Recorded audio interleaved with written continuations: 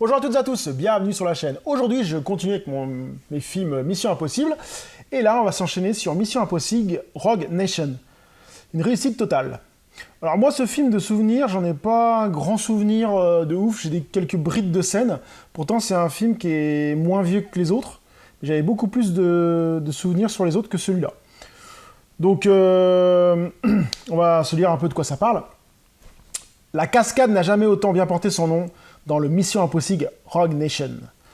Alors, gonflé à bloc par des cascades à couper le souffle, ce nouveau Mission Impossible ne laissera pas en manque d'action. Alors que Mission Impossible Force est mise hors circuit par la CIA, à chaque fois j'ai l'impression qu'ils sont mis hors circuit les mecs, ils reviennent tout le temps quoi. L'agent Ethan Hunt et son équipe, il y a encore Jeremy Renner, il y a encore Simon Pegg et Ving Rames.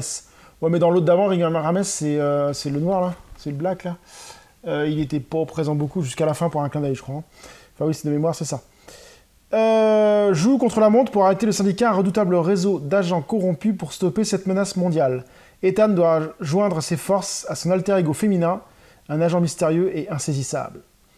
À la loyauté suspecte. Il va ainsi faire face à la plus impossible de toutes ses missions.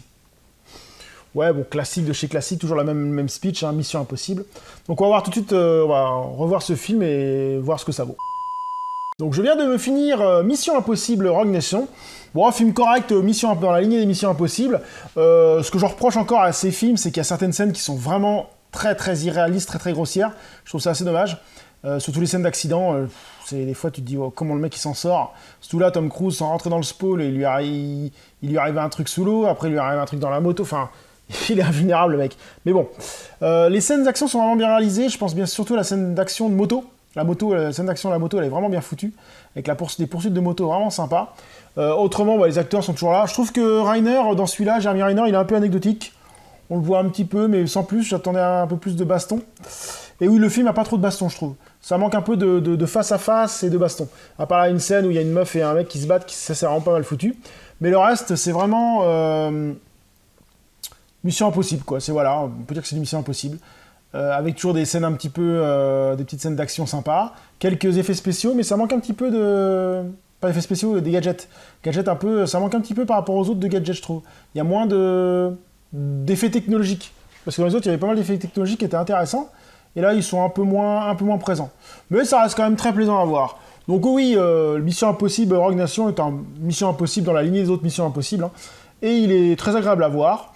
Je reprocherais juste un tout petit peu manque d'action par rapport aux autres, je trouve. Un peu en dessous au niveau de l'action. Mais ça reste quand même un bon Mission Impossible. Donc voilà, je vais enchaîner sur le Fallout, là, et puis voilà. Sur ce, je vous dis à très bientôt sur la chaîne. Salut!